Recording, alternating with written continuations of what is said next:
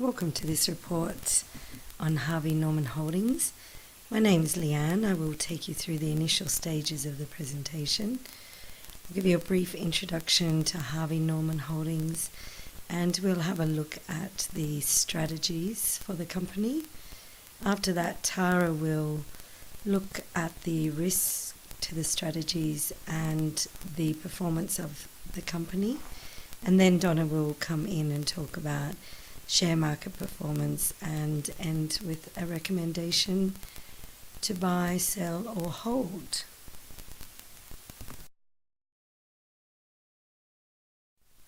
The company was established in 1961 but didn't begin trading on the stock exchange until 1987, and that's when its real growth began. The company is a mix of franchise and owner-operated retail stores specialising in homewares, computers and phones. HVN also provides credit loans to its customers through the retail business. The majority of the company business is in Australia, but it does have operations overseas. In addition to its retail business, Harvey Norman makes strategic investments in commercial property as a way of leveraging its capital and having control over its retail property outlets. The company also offers online shopping designed to complement both company and franchise-owned stores. As well as operations in Australia, Harvey Norman also has a presence in Asia, Ireland and Northern Ireland, New Zealand, Slovenia and Croatia.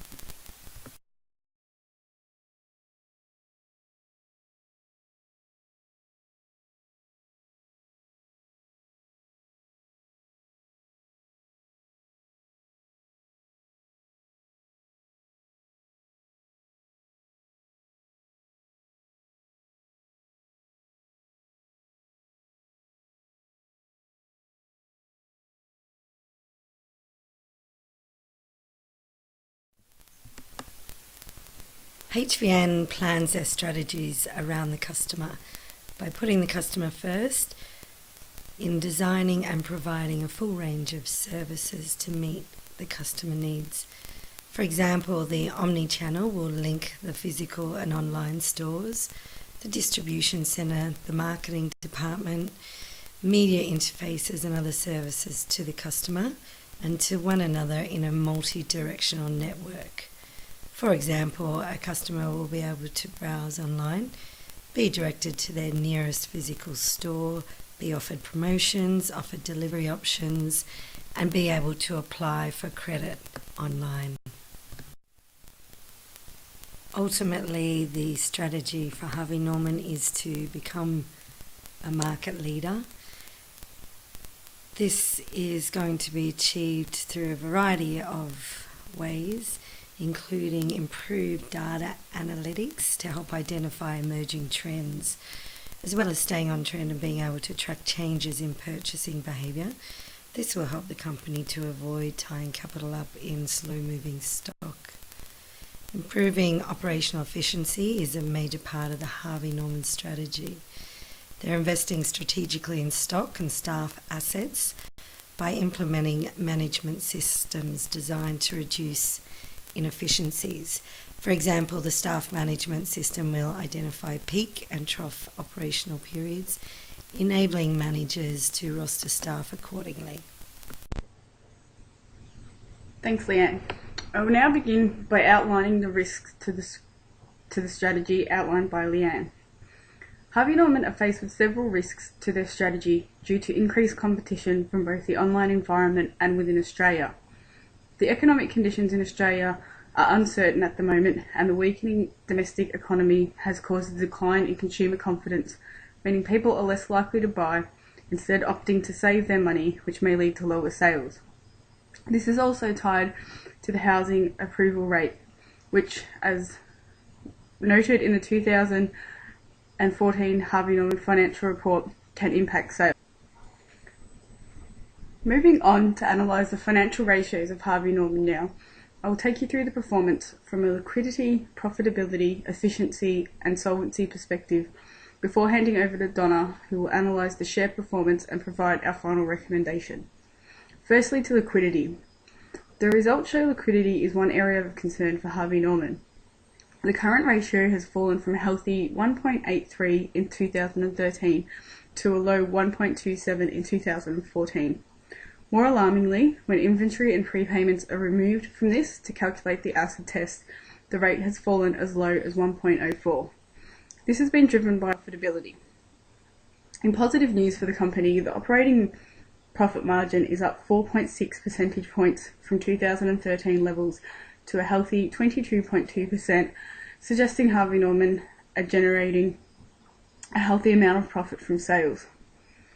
The return on equity has decreased by 2.3 percentage points. This has been driven by the 66% increase in current liabilities. Given this rise in current liabilities, the decrease in return on equity should not be cause for alarm. This is evidenced by analysing the return on capital employed, which has risen to an impressive 40.45% in the tendency now. Most of the signs are positive when analysing the operational efficiency. The return on assets are up to 1.8% from 5.3% in 2013. The asset utilisation has also increased to 0.578, up from 0.52 in 2013. Next, the turnover period for inventory has decreased down to 97 days from 115 days in 2013. Stock turnover and sales revenue to capital employed has also grown. All these factors combined indicate that capital is being used more efficiently to generate more sales and assets and financial solvency results. There's been a slight increase in total assets, however there's also been a similar increase in the total liabilities, which leads to assets and liabilities to be relatively balanced overall. As previously mentioned, there has been a significant increase in the current liabilities. The good news is that this has coincided with a large decrease in the long-term liabilities, indicating, again, that once the short-term debt is cleared, the overall liability will be a lot smaller and the company will be in a much healthier position. I'll now hand you over to Donna, who will begin by taking you through the share market performance.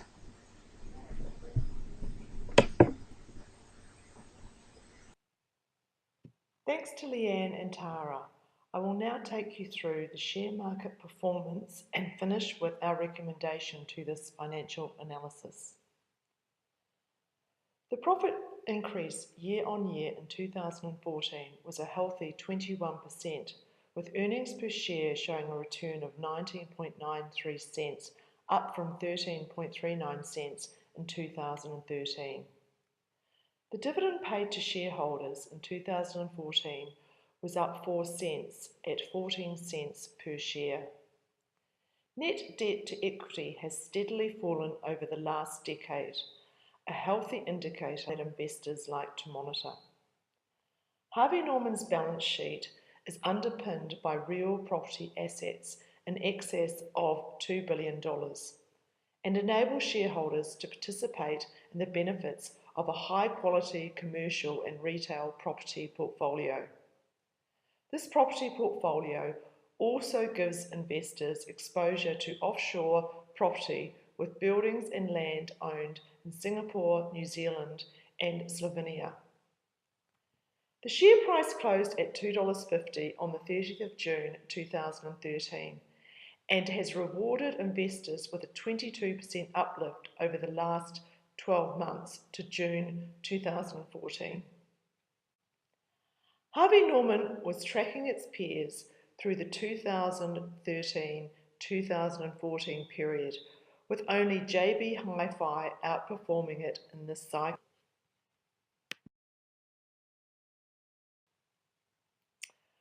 Looking further into 2014 and 2015, we see a nice breakout chart with Harvey Norman now outperforming its peers from June 2014 to May 2015, as demonstrated by this Bloomberg graph. The market has clearly taken on board the commitment of the management team to continue to implement the company strategy outlined in 2013 and again in the 2014 annual reports. Harvey Norman closed at $4.38 on the 1st of May 2015. This share price growth is in line with our expectations, having undergone a full financial analysis of the company. We conclude our presentation today with a hold recommendation. We have already seen another $1.30 added to the share price since June 2014, and we expect Harvey Norman is going to continue to benefit from an uplift in housing activity in Australia. With the release of the housing approval numbers earlier this week by the Australia of Statistics, these figures are at record levels, having grown steadily for 10 months to March 2015. The Harvey Norman board remains committed to operations in Ireland and Northern Ireland, aiming to break even in the 2015-2016 cycle. The New Zealand operations are expected to continue to gain market share and recover post the earthquake. The management's successful execution of these strategic initiatives have been recognised by the market and have resulted in a well-deserved outperformance of its peers.